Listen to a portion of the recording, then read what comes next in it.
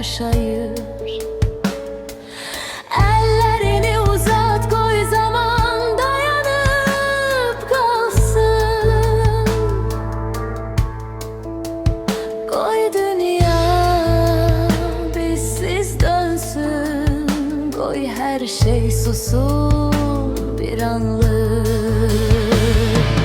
Çünkü bir gün her şey değişebilir, ama bugün ben buradayım ve seni yine hemşeki kimi sevmek isteyirim.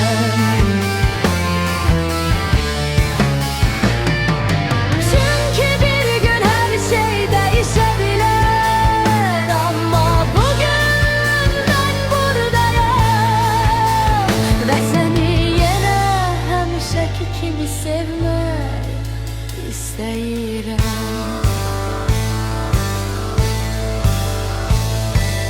Bu anı kaçırmaya sevgi gözlenen değil. Yüreği çağıranda susmalı, sevmeyi gerek. Çünkü bir gün her şey değişebilir, ama bugün ben buradayım ve seni yine hemşeki kimi sevmek isteyirim.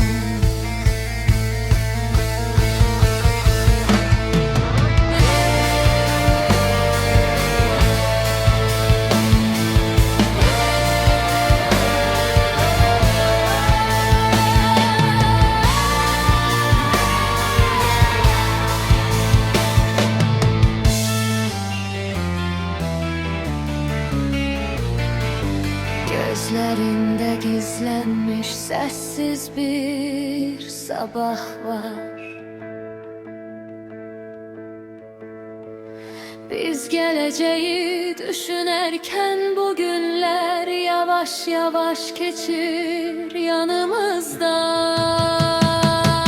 Gel taleyi biz yazak, şaşmasın yollarımız daha.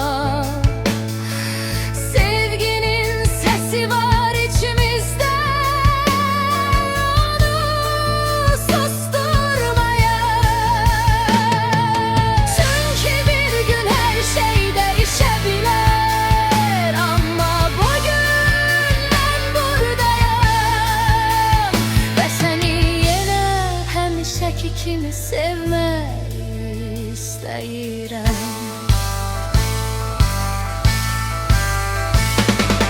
Çünkü bir gün her şey değişebilir, ama bugün ben buradayım ve seni yine hemşeki kimi sevmek isteyirim.